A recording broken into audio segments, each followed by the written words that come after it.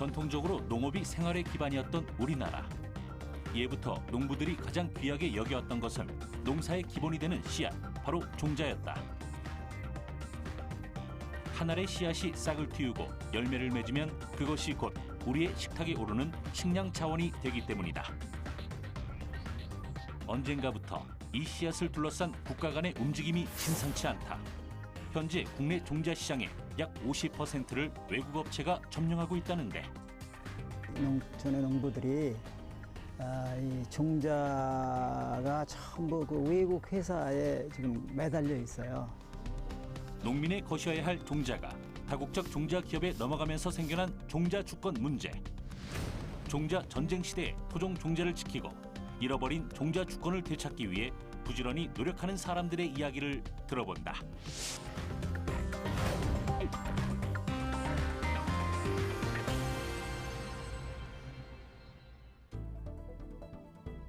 경상북도 상주의 한 마을에서 불량 종자로 인한 피해가 발생했다는 제보를 받고 제작진이 확인에 나섰다. 30대 후반 귀농을 결심한 뒤 순천과 거창을 거쳐 9년 전 상주에 정착한 박명희 씨. 오랜 농사 경험으로 이젠 제법 베테랑이라고 불리지만 요즘 잘못 구입한 씨앗 때문에 걱정이 이만저만이 아니다. 구입해서 심은 토마토 종자에 이상이 있음을 알게 된 것은 꽃이 피고 나서도 한참 후였다. 처음에는 몰랐죠. 꽃 하나가 피었을 때는 몰랐는데 저기 지금 있는데요. 꽃이 굉장히 이렇게 자주 이렇게 뭐랄까 많이 달려요. 잎 사이사이마다 달리고, 그리고 순 머즘이라는 게 있는데 순이 계속 이거는 올라가게 돼 있거든요. 가지도 생기지만 계속 올라가야 되는데 순이 끝나는 거예요. 성장이 멈추는 거예요. 새순이 안 나와서 더 이상 꽃대도 없고 키울 의미가 없는 거죠. 그런 경우가 굉장히 많이 생겼어요. 더 심각한 것은 이런 문제가 과육의 생산에도 악영향을 끼친다는 사실이다. 토마토 수확을 앞두고 있던 박명희 씨는 정성을 들인 농사를 망쳤다는 사실에 속상함을 감출 수가 없는데, 저희는 이제 가공용으로 쓰는 토마토이기 때문에 대과종이에요. 대과종으로 이제 저희가 선택을 한 거예요. 그러니까 굉장히 커지죠. 잘 키우면 이만큼 커질 수 있는 품종이었는데, 꽃만 보고도 알 수 없는 게 또 과일이잖아요. 열매를 맺고 보니까 더 아닌 거예요. 정말 아닌 거예요. 그래서 대과종 토마토의 경우 방울토마토와는 달리 한 가지에 너무 많은 열매를 맺지 않는다. 하지만 이번에 구입한 종자는 대과종임에도 불구하고 한 가지에 많은 열매가 맺혔다. 그러니 토마토의 크기도 작고 맛도 덜하다. 종자를 사고 파는 것이 없을 수가 없는데 굉장히 책임이 따라야 되거든요. 농사를 하는 사람은 1년 농사고 그런 책임감 없이 씨앗을 다루니까 이런 씨앗을 팔게 되는 거예요. 팔고 나서도 잘못됐으면 어떤 문제가 있으면 농민한테 와서 설명도 좀 하고 어떤 연주에서 그런지 우리보다는 그쪽에서 이유를 찾아내는 게 훨씬 더 쉽거든요. 근데 그런 거에 대한 무책임한 태도라든지 이런 것들이 저희들은 1년 농사를 거의 다 망치고 있는데도 그런 거에서 용납이 안 되는데 그 사람들은 그렇게 하고 있는 거예요. 옛날 우리나라 농부들은 한 해 수확해서 거둔 작물의 씨앗을 직접 채종하고 말려서 보관해왔다. 그리고 이듬해 그 씨앗을 다시 논과 밭에 뿌려서 작물을 생산해냈다. 그렇기 때문에 잘못된 씨앗으로 인해 농사를 망치는 경우는 없었다. 하지만 요즘은 많은 농부들이 종자를 구입해서 농사를 짓고 있다. 구입된 종자는 어디서 어떤 경로를 통해 내 손에 들어왔는지 확인하기가 쉽지가 않다. 결국 문제 해결책은 씨앗을 판매하고 만들어내는 기업들이 쥐고 있는 것이다. 그렇다면 우리 농촌에서 주로 심는 씨앗들은 어디에서 온 걸까? 안타깝게도 국내 종자 시장은 외국 자본에 잠식된 지 오래되었다. 거대 다국적 기업들이 자본력과 기술력을 바탕으로 우리 종자를 사들인 것이다. 당연히 우리 것인 줄로만 알고 있던 청양고추 역시 외국 회사에 로열티를 주고 종자를 구입해야 한다. 도대체 왜 이런 안타까운 일이 생겨난 것일까? 90년대 말 우리나라에 닥친 외환 위기가 한몫했다. 우리나라가 이거 IMF를 당했었죠. 그때 이제 이 경제 사정이 좋지 않으니까 우리나라의 모든 거의 대부분의 큰 종자 회사들이 뭐 서울종묘, 홍농종묘 무슨 뭐 이런 큰 종묘 회사들이 외국의 국제 다국적 회사에 대해 M&A 그러니까 인수합병이 됐죠. 그렇게 되니까 그 당시에 이제 우리 회사들에서 가지고 있던 우리나라의 토종 종자 이것도 다 글로 넘어간 게 됐죠. 1990년대까지만 해도 국내에는 건실한 종자업체가 꽤 많았다. 하지만 1997년 IMF 외환 위기 당시 자본력이 취약한 우리 기업들은 글로벌 종자업체에 줄줄이 팔려나갔다. 국내 5대 종자 기업 가운데 무려 4곳이 글로벌 거대 종자 기업의 먹잇감이 되었다. 사실상 종자 주권을 상실한 상태가 되어버린 것이다. 농촌진흥청의 자료에 따르면 외국계 종자 기업의 국내 시장 점유율은 외환 위기 전 14%에 불과했다. 하지만 외환 위기 이후 외국계 종자 기업의 국내 시장 점유율은 65%까지 올라갔다. 종자 산업의 중요성을 뒤늦게 깨닫고 정부와 기업의 노력 끝에 현재는 50% 정도를 유지하고 있다. 이는 국내 업체의 시장 점유율과 비슷한 수준. 그래서 로열티 문제가 심각하다. 우리나라가 외국에 지급한 작물 로열티는 총 189억 원에 달했다. 반면 같은 기간 우리나라가 외국으로부터 받은 로열티는 단 1%에도 미치지 못하는 3억 2천만 원에 불과했다. 문제는 이 같은 현상이 더욱 확대될 전망이라는 사실이다. 해외 종자 로열티 지급액은 향후 4년 뒤인 오는 2020년에는 7,900억 원 규모로 급증할 것으로 우려되고 있다. 한 알의 종자가 세계를 바꾼다는 말을 뒷받침이라도 하듯 세계는 지금 고부가 가치의 종자를 확보하기 위해서 치열한 격전을 벌이고 있다. 이른바 총성 없는 종자 전쟁 시대가 열린 것이다. 그렇다면 우리의 종자 주권을 되찾기 위해서 어떻게 해야 할까? 그 해결책을 우리의 토종 종자에서 찾았다는 토종 연구가 안한식 박사를 만났다. 그는 토종 종자를 심어 농산물을 키우고 이 농산물로부터 다시 종자를 얻어내는 작업을 벌써 8년째 해오고 있다. 박사님 지금 어떤 걸 보고 계신 건가요? 예, 지금 우리 시드림에서 배추를 채종하고 있는데요. 이 속에 지금 이 파리들이 일을 잘하고 있나 그거 보고 있어요. 노란 꽃을 피운 배추가 모기장보다 촘촘한 가림망에 덮여 있다. 그리고 그 안에는 파리들이 부지런히 돌아다니고 있는데 지금 아주 중요한 작업을 하는 중이란다. 도대체 파리가 어떤 작업을 하고 있는 걸까? 이제 보통 이 꽃은 서로 이제 수정을 해야 되는데 이 파리가 이 배추의 이 수정을 굉장히 많이 잘 도와줘요. 그래서 벌이나 나비처럼 여기 있는 꽃가루를 이쪽 개체에다가 이렇게 꽃에다가 이렇게 전하는 그런 일을 해서 그래서 이 파리를 여기다 집어넣은 거예요. 일상에서는 그저 귀찮은 존재라고 여겼던 파리가 밭에서는 훌륭한 일꾼 대접을 받는다. 가림망에 둘러싸인 배추 역시 귀한 대접을 받긴 마찬가지인데 도대체 어떤 품종이길래 이렇게 신경을 쓰는 걸까? 이게 경종 배추라고 그래가지고 조선 배추라고도 하는 우리나라 토종 배추예요. 다른 배추들도 여기 쭉 있는데 개성 배추도 있고 뭐 이렇게 무릉 배추도 있고 이렇게 배추가 있는데 그런 것들이 함께 이렇게 열려져 있으면 서로가 이제 이 꽃가루가 여기 있는 게 글로 가고 글른 게 일로 오고 그러면은 잡종이 돼요. 그래서 그 잡종을 막으려고 이렇게 따로따로 이렇게 막아놓고 있는 거고요. 이것들이 우리나라 토종의 대표적인 거라고 볼 수 있어요. 배추 토종에 우리가 가지고 있는. 이 밭에는 토종 종자로 키운 다양한 작물들이 자라고 있다. 모두 안한식 박사가 전국의 농가를 돌아다니면서 수집한 종자들이다.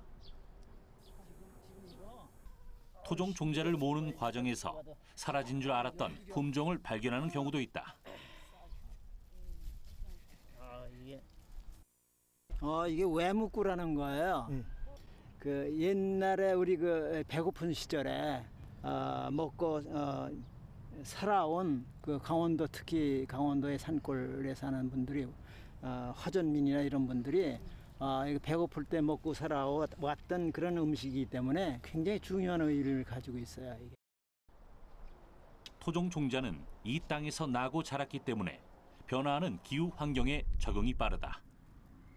또 그 과정에서 우수한 유전 형질을 획득하기 때문에 품종 개발에 열세가 된다. 이게 이제 그 내한성이, 그러니까 겨울에 추위에 견디는 힘이 굉장히 좋아요. 그래서 이 강원도의 정선이나 평창 이런 데서도 월동이 돼요. 그래서 이제 이걸 심어놨다가 그 봄에 이제 그 씨도 받고 가을에는 캐서 이제 먹기도 하고 이랬던 거예요. 안한식 박사는 2008년 비영리단체인 토종씨 드림을 설립했다. 전국 농가에 흩어진 토종 종자를 찾아 육종하고 농부들에게 나눠주기 위해서다. 그 결과 1년에 최소 3번, 약 1만여 점의 작물이 활발히 교환되고 있다.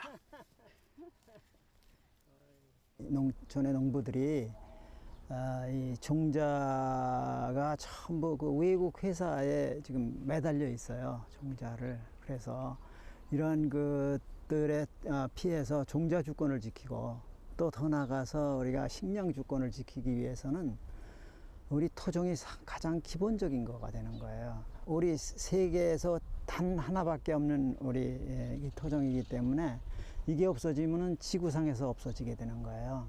그래서 이 토종을 잘 지키는 것이 크게 봐가지고는 이 산천에 있는 모든 수목이나 이 동물 이런 것들과 함께 지구 환경을 잘 지킬 수 있는 그런 방법도 되는 거고요. 그래서 우리가 이 토종을 기본적으로 잘 지켜서 이거 정말 우리 보석 같은 이 토종인데 이거를 우리 후손들에게 온전한 자체 그대로 잘 물려주기 위해서 우리가 노력을 하고 있는 거죠.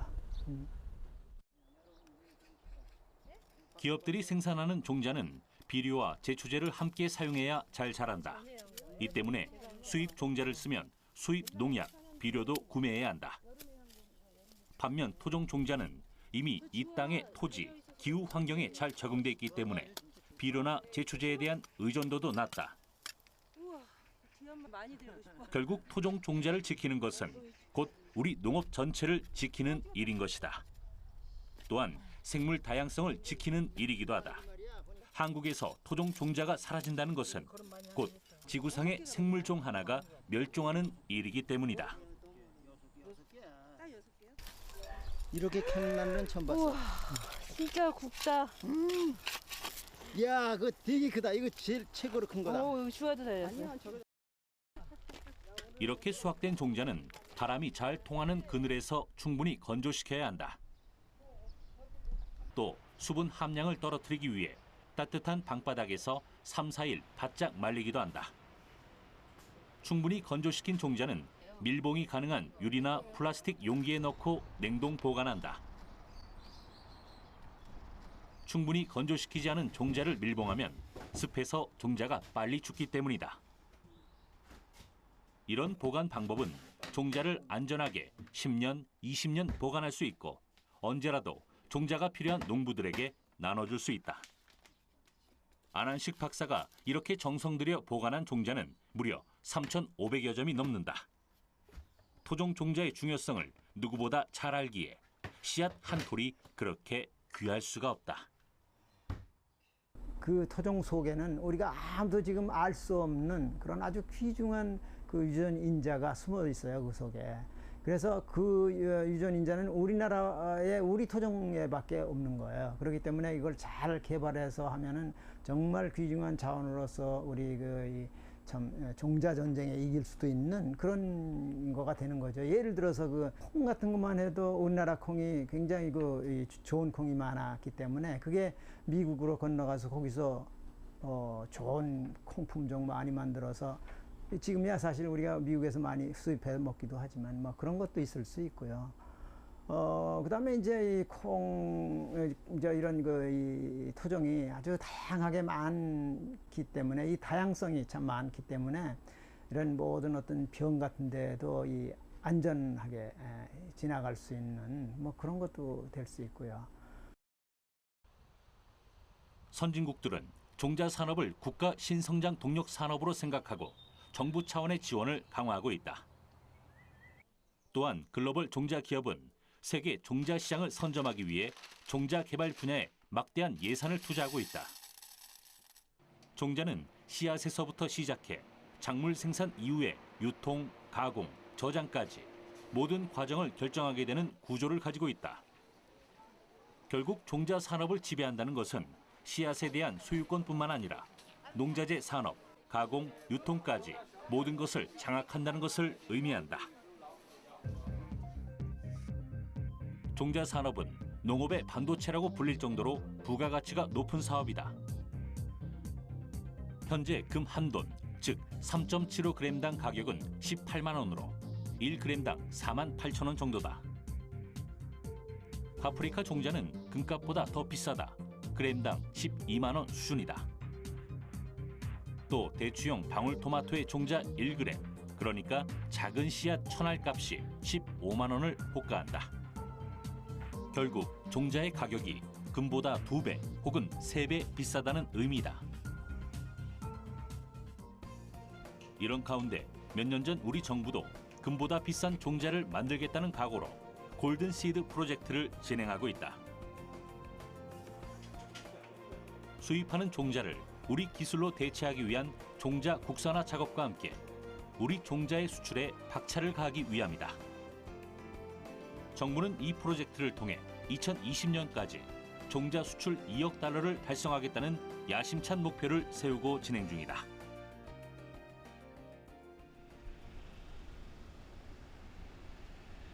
전라북도 전주에 위치한 농업유전자원센터, 종자은행이라고도 불리는 이곳에서는 우리나라 종자뿐만 아니라 세계에서 수입한 자원을 보관하고 있다. 우리나라 종자 산업의 핵심과도 같은 곳인데 문을 열고 내부로 들어가니 실로 어마어마한 양이다. 여기가 대한민국 종자은행입니다. 그래서 저희가 이제 두 곳이 있는데 그 영하 18도가 진정한 의미의 저장고이고 여기는 4도씨 정도라서 4도씨고 상대 습도가 한 40% 되는 분양하기 위해서 만들어 놓은 그런 저장고가 되겠습니다. 국가 등록 번호를 부여받은 21만여 종의 종자들이 중기 저장소, 장기 저장소, 그리고 DNA 은행으로 구분되어 보관되어 있는데 수분과 온도를 제한하여 종자가 활성화되지 않게끔 관리하는 것이 무엇보다 중요하다. 이렇게 잘 보관된 유전 자원은 마르지 않는 샘물처럼 자신의 특성을 다음 세대에 전달할 수 있는 기능을 가진다. 우리가 사용하는 모든 자원은 그러니까 지속적으로 사용할 수 있는 자원하고 지속적으로 사용하지 못하는 자원이 있습니다. 그런데 인간이 이 세상에서 쓰는 모든 자원들은 어디서 이렇게 만들어내는 것이 아니고 기존에 있었다든지 그다음에 생물을 통해서 합성을 했다든지 그러한 자원들입니다. 그런데 이 생물 자원이라는 거는 그러한 인간이 필요한 모든 그런 성분 이런 걸 가지고 있는 자원인데 보존하지 않으면은 이것이 없어져 버리면 그걸 다시 사용할 수가 없어요. 그렇기 때문에 귀중한 재산인데 지속적으로 사용하기 위해서는 꼭 보존을 해야 되는 그러한 임무가 있다고 이렇게 볼 수가 있을 것 같습니다. 이곳에서는 단순히 종자를 보관할 뿐만 아니라 필요한 사람들이 있으면 나눠주는 작업을 하고 있다. 종자은행에 보관되어 있는 자료들이 인터넷을 통해 공개가 되고 종자 연구원들은 그 자료를 토대로 생물 자원들을 대출하는 방식이다.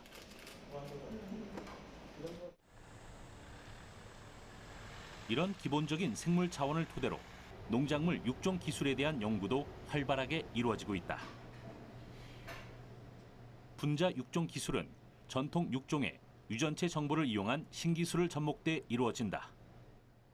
이 과정을 통해 기존 종자의 단점이 보완되고 우수한 품종을 맞춤식으로 만들어낼 수 있는 것이다. 우리나라 육종 기술은 녹색 혁명과 같은 성과를 통해 농업 생산성 증대에도 크게 기여해 왔다. 지금 실험실에서는 배추의 조직 배양 작업이 이루어지고 있다. 조직 배양이란 식물의 꽃가루나 생장점 또는 필요한 조직의 일부를 떼어내어 실험실 내에 적당한 환경에서 배양하는 방법이다. 동일한 개체를 대량으로 생산할 수 있어 육종 개량에 자주 이용된다. 또 신품종의 개발 기간을 단축시키는 역할도 해준다.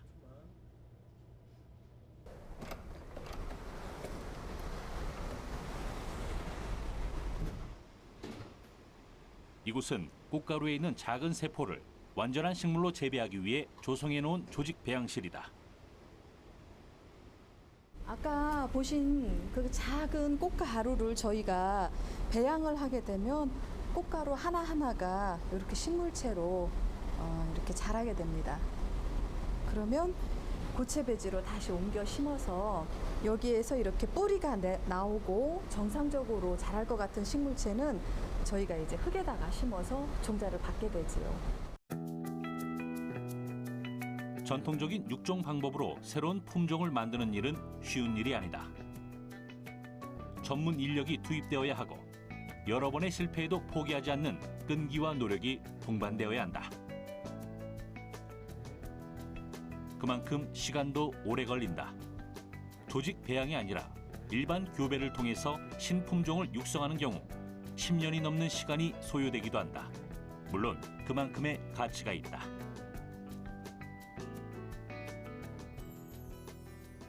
저희가 이렇게 그 오랜 기간 소요되지만 새로운 품종을 육종을 하는 것은 종자 한 알이 세계 시장을 잡을 수 있기 때문이에요. 그래서 그 종자 하나를 만들기 위한 재료로서 그 부친과 모친을 개발을 하는 게 저희가 지금 하고 있는 일입니다. 새로운 품종을 개발하는 일만큼이나 중요한 것이 기존 작물의 단점을 보완하는 일이다. 농촌진흥청에서 운영하는 이 텃밭에서는 조직 배양실에서 육종 개량한 배추가 자라고 있다. 지금 보이는 이 품종은 우리나라에서 가장 많이 재배되는 배추이지만 몇 가지 단점을 가지고 있다. 더위에 약하다는 것인데 배추를 잘라서 속을 확인해 봤다.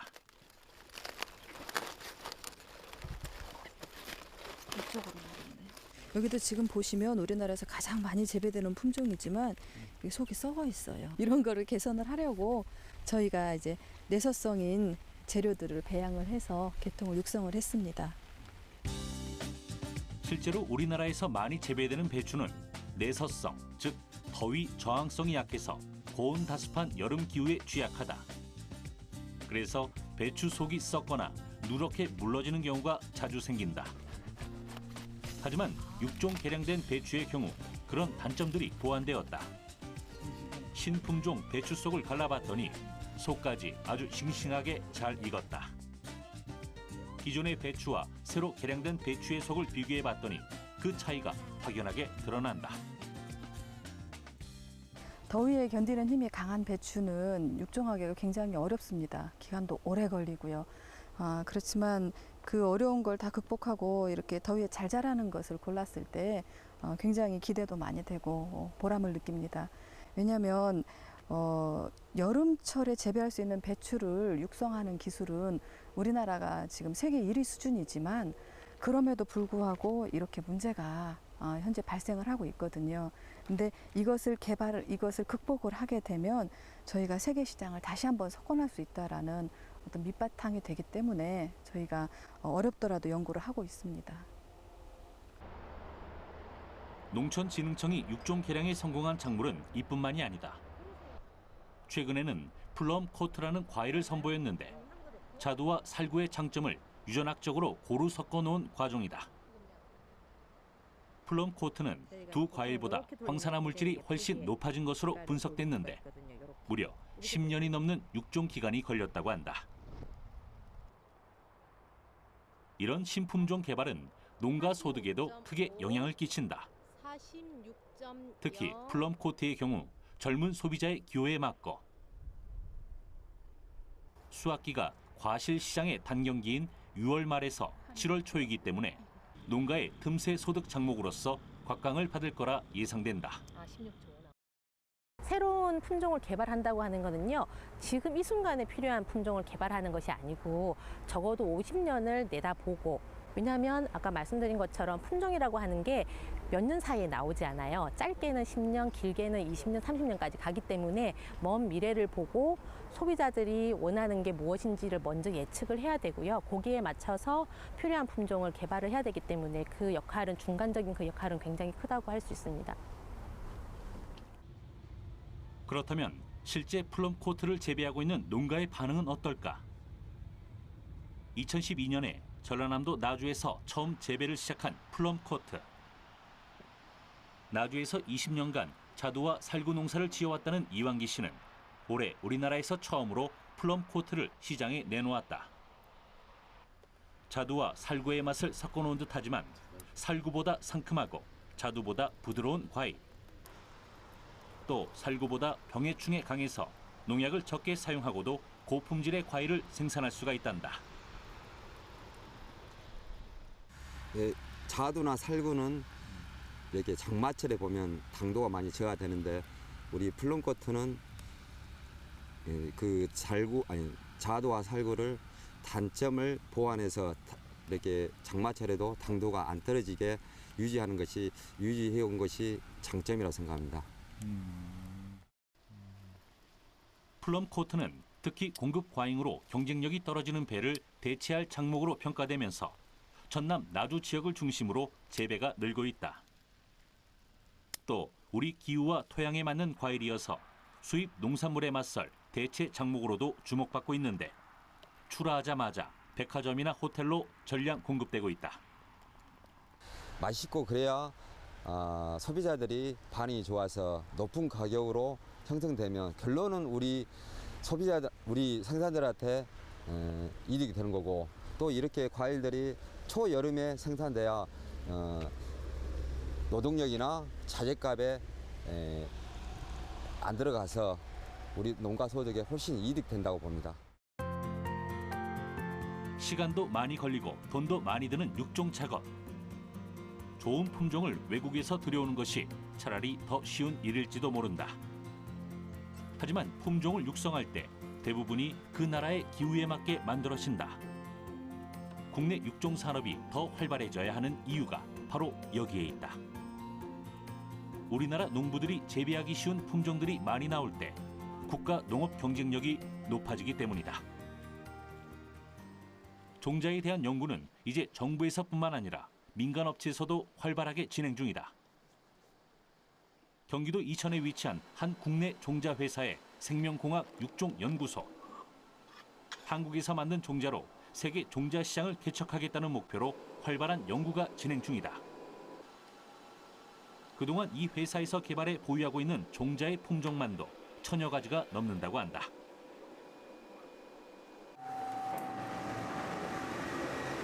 이 종자들이 가진 유전 자원으로만 따지자면 약 10만여 종이 넘어간다.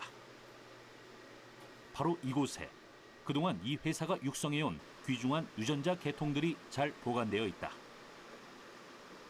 이토록 유전 자원이 중요한 이유는 모든 종자 개발의 시발점이 되기 때문이다.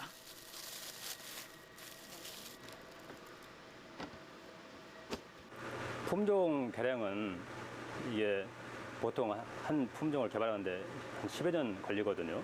그래서 그 품종 개량하는데 기본이 유전 자원이기 때문에 유전 자원이 없으면 품종 개발을 할 수가 없습니다. 그래서 아무리 큰 회사가 큰 자본을 가지고 들어와도 유전 자원이 없으면 좋은 품종을 개발할 수가 없습니다. 그래서 여기에 보관하고 있는 이 유전 자원이 저희 회사에서 가장 귀중한 그 재산이라고 할 수 있습니다. 이곳의 유정 자원의 조합으로 탄생하는 새로운 품종의 유전 자원은 말 그대로 무궁무진하다. 국내 기업이 새로운 품종의 종자 개발에 성공하면 그 혜택은 고스란히 우리나라 농가에 돌아온다. 외국의 비싼 종자를 사느라고 로열티 지급을 하지 않아도 되기 때문이다. 현재 우리가 자주 먹는 수박, 오이, 참외, 딸기 등의 종자는 국내 기업들이 열심히 연구를 해서 내놓은 결과물들이다. 지금 외국한테 저희가 경쟁에 뒤지는 게 대표적인 게 토마토하고 파프리카거든요. 그래서 우리가 경쟁에 뒤지기 때문에 외국 회사들이 이제 가격을 엄청 비싸게 받고 있죠.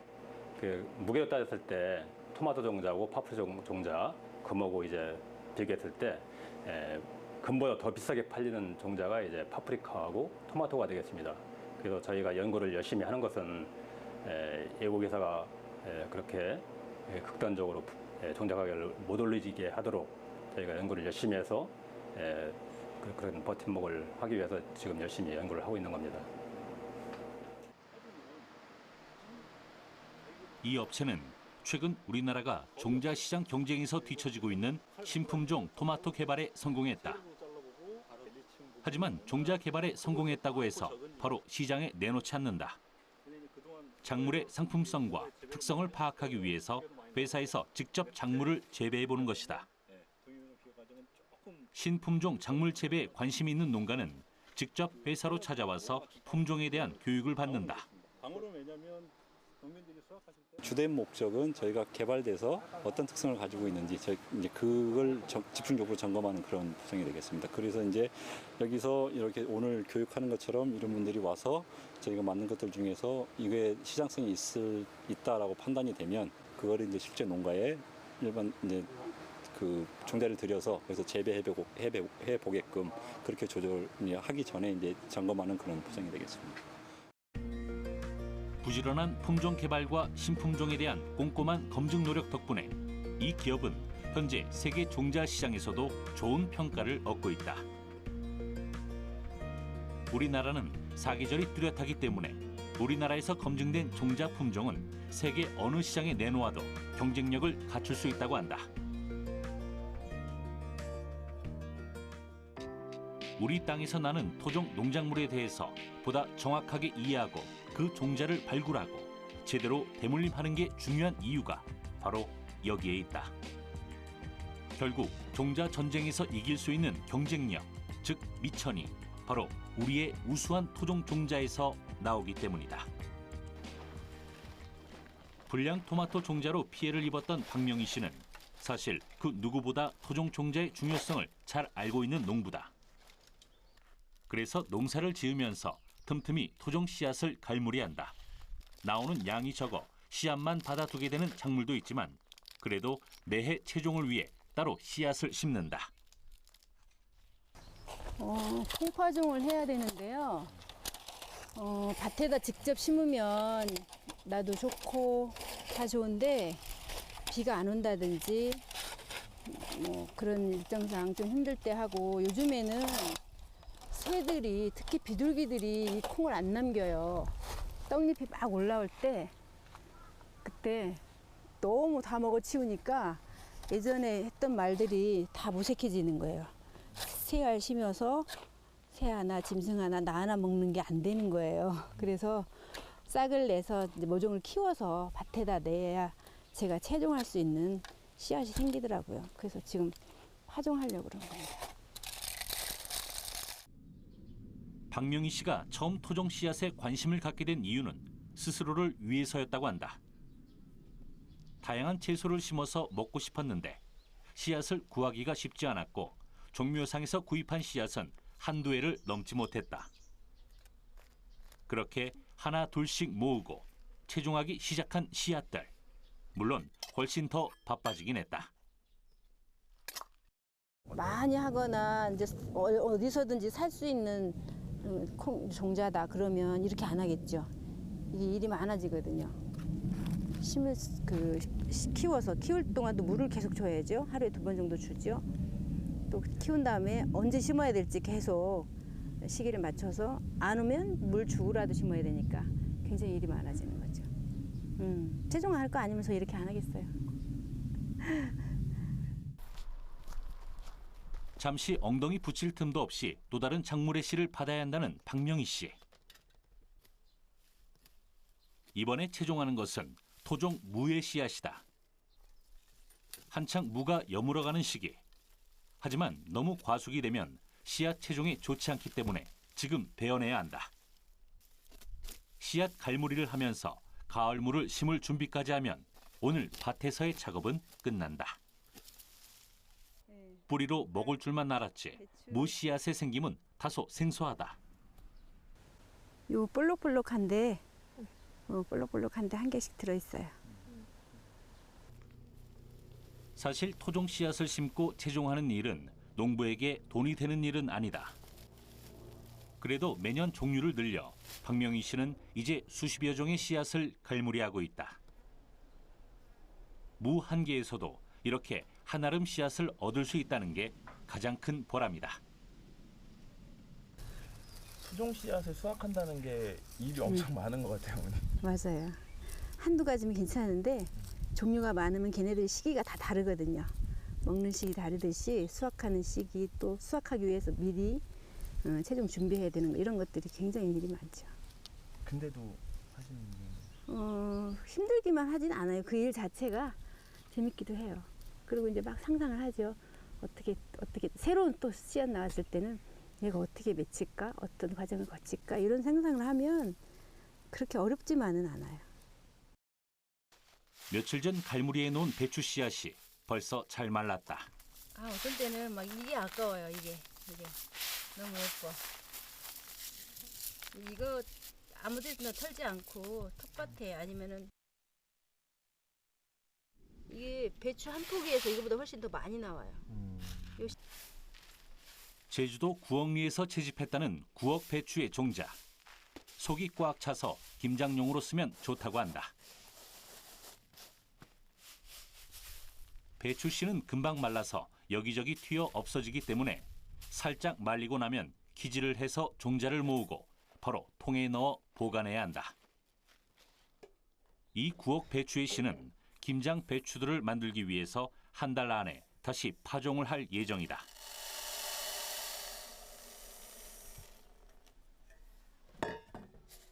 온 동네 사람들에게 나눠주고도 충분할 만큼 넉넉한 양이다.